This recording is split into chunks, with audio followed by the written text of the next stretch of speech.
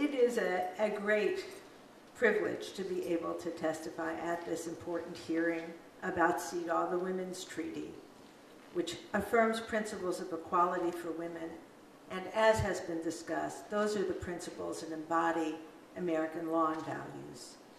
The National Women's Law Center is proud to be a part of the over 160 member CEDAW task force working under the auspices of the Leadership Conference for Civil and Human Rights, which strongly urges CEDAW the Senate to ratify CEDAW. And it is a sign of the importance of the Women's Treaty that so many leaders of this extraordinary coalition are in this room today. The Leadership Conference testimony that they have submitted, I believe, describes the breadth and the impressive nature of this coalition.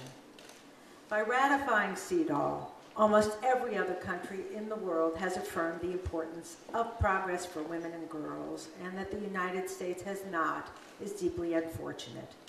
It fails to reflect our country's proud tradition of leadership on women's rights, and it pained me enormously to hear Ambassador Verveer, who is such an icon herself on behalf of women's rights around the world, to be asked repeatedly, as she does her important work, why the United States has not ratified CEDAW.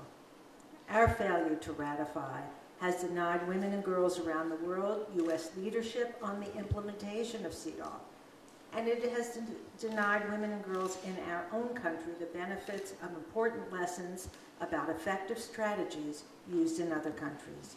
Simply put, U.S. ratification of the Women's Treaty will strengthen our long-standing role as a global leader standing up for women's rights and human rights. And our leadership is sorely needed. Of the 1.3 billion people living in poverty around the world, 70% are women. An estimated 5,000 women a year are called in the name of honor for being a victim of rape or for talking to a man who is not a relative. Rape is used as a routine weapon of war in too many conflicts. Women and girls are crying out for the United States assistance in the context of CEDAW and through the mechanism that CEDAW creates. This is not the time for the United States to be absent from such an important forum.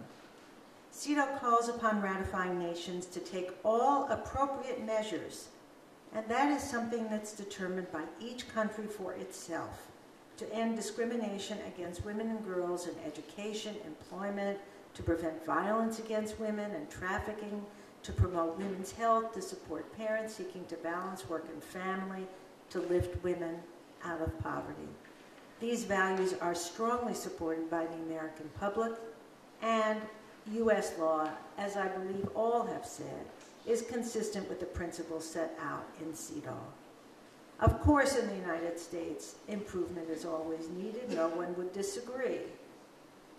But even though we have much to be proud of and room for improvement, we, like every other nation in the world, therefore, will be in a position, because of that very fact, for the women and girls in our country to benefit from the ratification of CEDAW.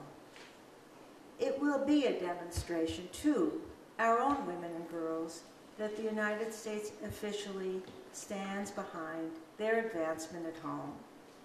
And at the same time, we have extraordinary successes in opening up opportunities for women and girls that can provide valuable lessons for other countries.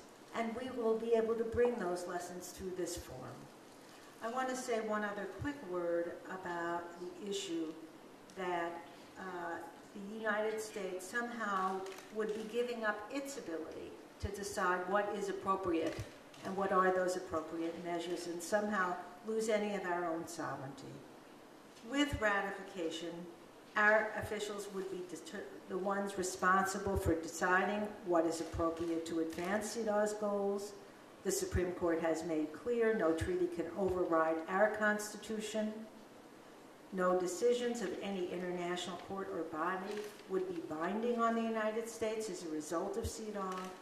There are 10,000 treaties currently in force in the United States, including multiple human rights treaties. They have not compromised the United States' status as a sovereign nation, neither would CEDAW. In closing, CEDAW stands for the fundamental proposition that women's rights are human rights. It's long overdue for the United States to bring its vision to this crucial effort to secure equality and justice for women and girls around the world, here at home. Thank you very much for the opportunity to testify. Thank you, Marcia.